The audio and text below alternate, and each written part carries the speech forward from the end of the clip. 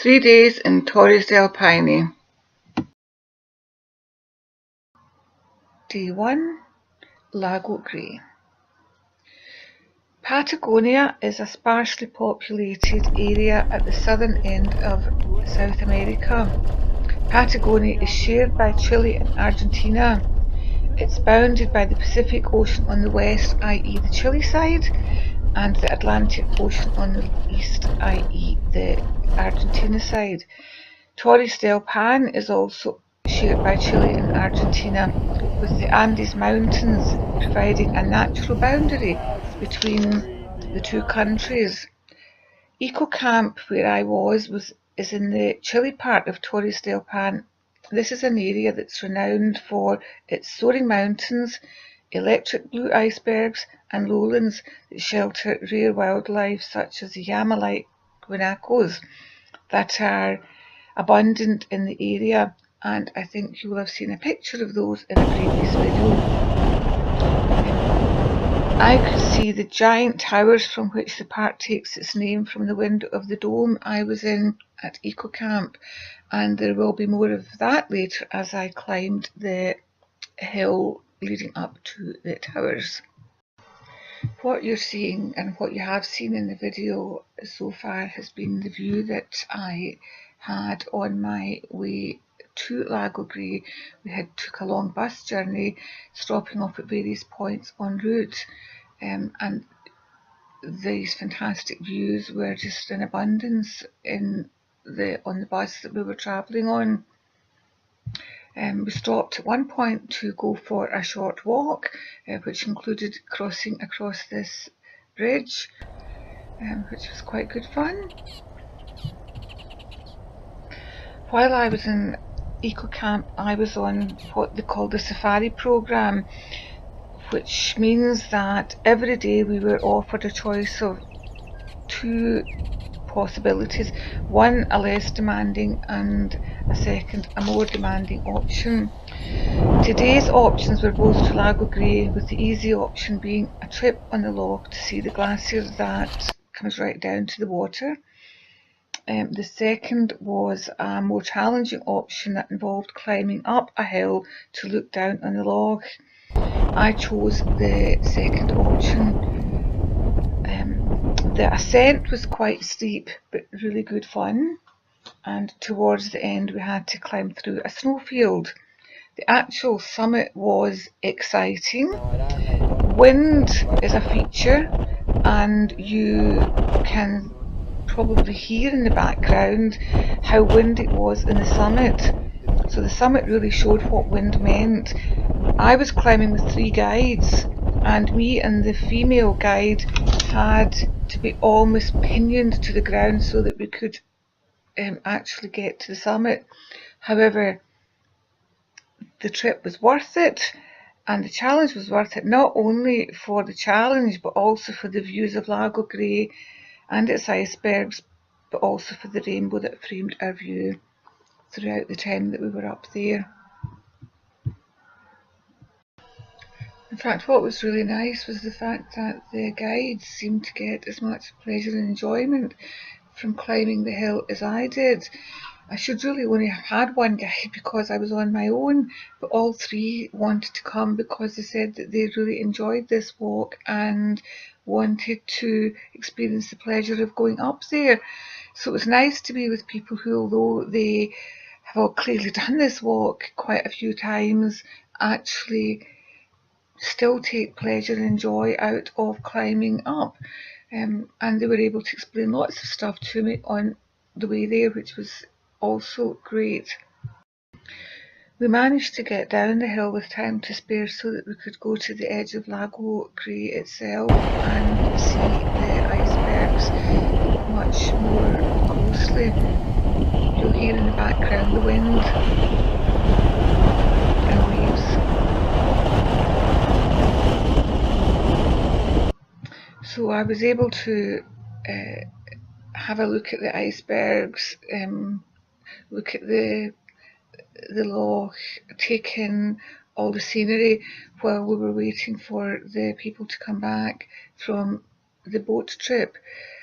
Incidentally, the people who were on the boat trip said that they had had a fantastic time and got really close to the glacier. In the evening, we were entertained by some music. Una voz misteriosa, oí que merecía, tú serás mi conductor. Y yo muy asustado, sin saber manejar, bonito me movía, pero no podía arrancar. Ay, ¿qué le pasa, mi gavión? ¿Qué le pasa, que no arranca? Con tan buena transmisión, que está dura la palanca. ¿Qué le pasa, mi gavión? ¿Qué le pasa, que no arranca? Con tan buena transmisión, que está dura la palanca. Le tocaba nada, yo estaba venida y nada, le buscaba por abajo y nada, a la coba le chupaba y nada, engrochaba de nuevo y nada, revisé la batería y nada, hasta el claxon le chupaba y nada, me bajé lo mojaba y nada. ¿Qué le pasa a mi camión? ¿Qué le pasa, que no arranca? Con tan buena producción, está dura la palanca. ¿Qué le pasa a mi camión? ¿Qué le pasa, que no arranca? Con tan buena producción, está dura la palanca. Yo me volví a subir porque ya quería aprender. Y yo estaba pensando siquiera son un chofer. Yo listo para prisa, yo me venía a arrancar, pero eso desperté. Y hoy me decía, pobrecito Miguel, que te baja de la cama, que le puede suceder. Day 2 Lazo Weber walk. Some people today decided to go on a horse riding trip, but I chose the walking option to the valley of Lazo Weber, past the guanacos, and some of which we saw quite close up. And we then had the excitement of seeing eagle stroke condor at some distance. The walk itself took us past lots of lock-ins along a narrow track, and there was the usual beautiful views over mountains. At lunchtime we found a less windy spot to have lunch, but as you can see, the trees have suffered quite a lot of damage. This was caused by a tourist who tried to burn something, and the fire went out of control, as it would do given the fact that Patagonia is very windy. Here we have some flowers clinging to those rocks that you've just seen, and this is an edible fungi clinging to the tree. Again, more lock-ins, beautiful mountains, and this was the culmination of the walk, where we were looking over a fantastic loch.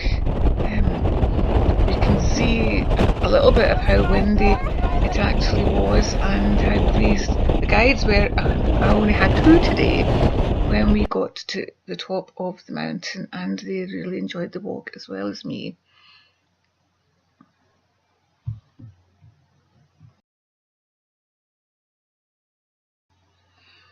The Towers Walk is the signature walk of Torres del Paine, and this is the signature grocery store of Torres del Paine, their answer to Tesco's. The walk involved going up a narrowish path across quite a few bridges which spanned rivers that you can see, lovely waterfalls. Some of the bridges were very strong and sturdy, as you have seen, and some somewhat less so. It's actually a very popular walk, and there are a number of refugios and places to eat and stay en route, this being one of them, where they had the tents up on stilts. Now we come to the actual towers themselves, approaching the towers. As you can see, them from quite a distance away, and today they were covered a little bit in mist, which didn't detract from the walk at all. In fact, I thought it made the towers themselves more appealing and just more atmospheric. Normally it's very, very windy in Patagonia, as I've mentioned before, and usually there is a lot of wind and you can't really, this log here is normally very not smooth the way it is today, but you can see from the photographs that it's incredibly smooth, and the reflections of the towers in the loch were just fantastic. I decided to have a little video of me walking to the loch. You weren't really able to walk up to the towers themselves because, as you can see, they come right down to this glacier log. So I decided that I would have just a little stroll to the end and a little stroll back. There were a lot of people on the walk, so it wasn't a particularly isolated experience. People, as you can see behind me, were there taking pictures, sitting, having lunch. There were lots of other people there as well behind me. Saw them all in the route up. And again, what you're seeing here is the reflection of the towers in the loch, which was just absolutely gorgeous. You can see it's the whole reflection there. And these deer pictures, although they're not that clear, are amazing because there's actually only 2,000 of these deer. They're called hummel deers. There's only 2,000 in the world, and I saw 2 of them, and there's only 40 in the whole of the park, so I was incredibly lucky to actually see these deer. Quite amazing. This is a wishing route, and what you're asked to do is put a stone and make a wish. I just wasn't sure what wish to make because I just seemed to have everything that I wanted on that day, so I couldn't think of anything to wish for more than I actually had already. Now we've got horsemen sort of coming up, and if you take a look at the one on the right, his stirrups were just very odd, and I have never seen anything like that before, and for that matter neither had the guide. And this is a horse having a little rest. And then at the end of the walk we were able to take pictures of the mountain that we had sort of climbed up beside. The towers are way behind this this mountain, but that's basically us heading back, going past and looking at birds, and that I just took a picture because I thought that was a fantastic little ecosystem all of its own. And there's me at the end of the day with some friends with a glass of wine, which was expected.